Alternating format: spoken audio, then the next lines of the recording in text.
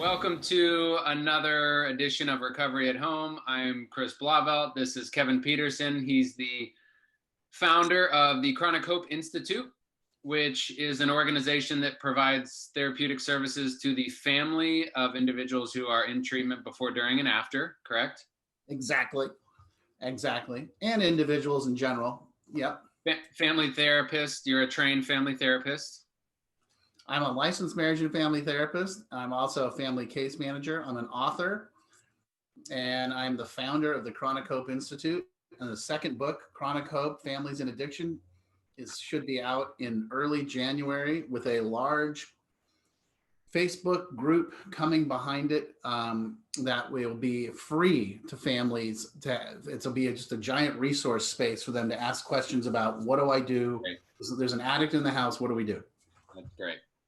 A lot of Q&A. I'm sure we'll be going back and forth. Yep, I'll do some Facebook Lives. I'll have you on there, the whole thing. Yep. Awesome. That's great. Yep. Kevin and I share the common passion in working with families, and we believe that it's essential for the success of the individual who is struggling with addiction and or entering recovery, and the success of the family unit as a whole. One of the things that you hear a lot about, almost like tongue-in-cheek, in the recovery field, the behavioral health care field, in personal recovery, you hear a lot of talk about self-care and how important it is to take care of yourself. And there's a lot of talk, but how do you walk the walk? What are some easy suggestions for self-care during the holidays in general, as a daily practice? What would you suggest?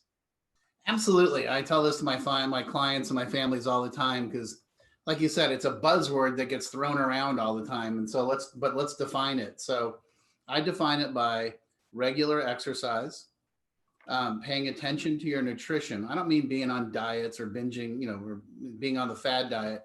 Just pay attention to your nutrition. Eat regularly, eat healthy, make sure you have a lot of protein and vegetables.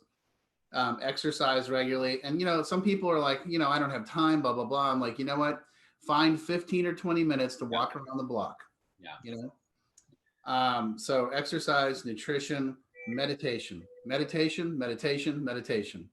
think it's critical. And there's lots of great websites that have free meditation, but you can start with just 5 minutes, and you don't have to get into the lotus position and burn incense. Mm-hmm. You can do a guided meditation where sometimes I sit there with a cup of coffee and I stare out the window and I just listen to the meditation.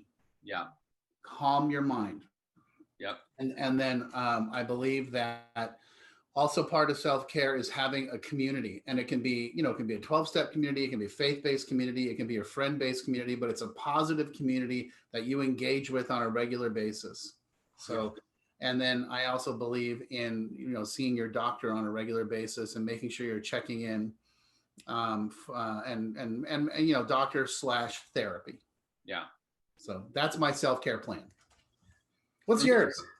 For me personally, I'm a person in long-term recovery, and I have a sponsee who I work with. At this point, we've been working together for so long that we keep each other in check, right? Yeah. I'm a huge fan of the community. I think that's a really big part of recovery. A community that's going to be a positive influence, that's going to hold you accountable, that's going to build you up, that's going to check in with you, that's going to make themselves available to you, so that you can check in with them and keep them accountable as well. Exercise, there's no excuse in this day and age to not exercise. I have an 8-month-old and an almost 3-year-old, and free time is limited, but we went out and bought an exercise bike with one of those virtual memberships. So, we put the kids down last night, and when we were about ready to hit the sack at 9:30 p.m., I was able to do, a 30-minute spin class. So there's so many avenues, if you can't get out or you're busy or you have a demanding job, to exercise self-care, especially in this year, in this day and age, with everything being virtual. There's virtual support meetings. I'm also a big fan of praying and meditating. Mine is really simple. I say the St. Francis prayer, I say the 3rd step prayer and the 7th step prayer. And at the end, I breathe deeply, for 30 to 60 seconds, and just say a little prayer of my own. And that used to be a lot more involved, and there's varying degrees of meditation, but it's kind of like the movie Toy Story, where at night you go to sleep and your brain is, all over the place. And to quiet it down when you wake up in the morning, the toys and Woody and Buzz Lightyear are all over the place when the kids are out of the room. And when they come back in, they stand at attention and fall down again. And that's kind of how my brain operates sometimes, I feel like. So it's really important for me to just get a couple quiet seconds in the morning. But yeah, I mean, 12-step recovery for me personally and exercise are huge. Surfing, a lot of people spend time outside. If you're in a mountainous region, you can go hiking and rock climbing, and all that stuff promotes recovery because it dispels the myth that a sober life is one of doom and gloom.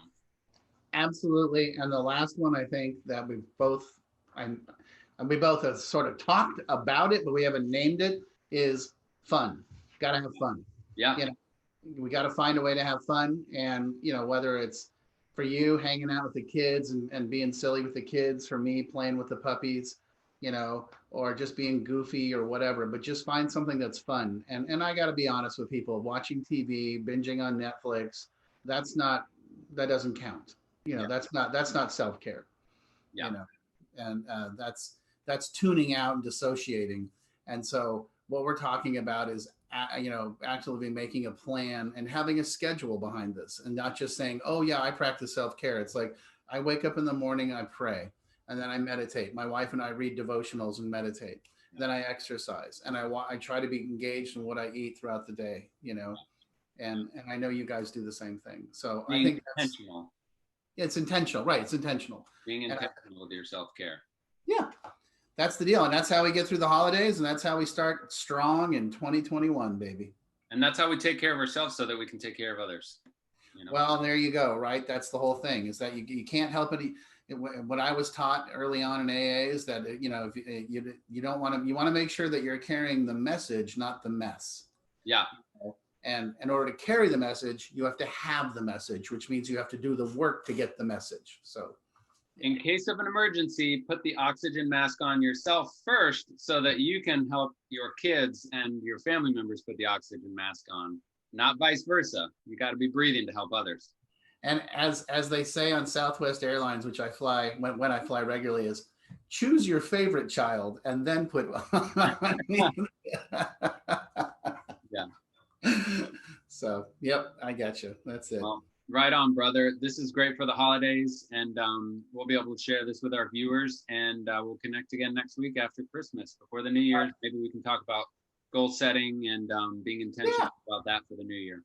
I think that's a great idea. We can talk about what I'll throw out there is consistency, accountability, and transparency. So, Love it. All right, bro. All right, Kevin, Chronic Hope Institute. Thank you so much. Chat soon. All right. Feliz Navidad. All right.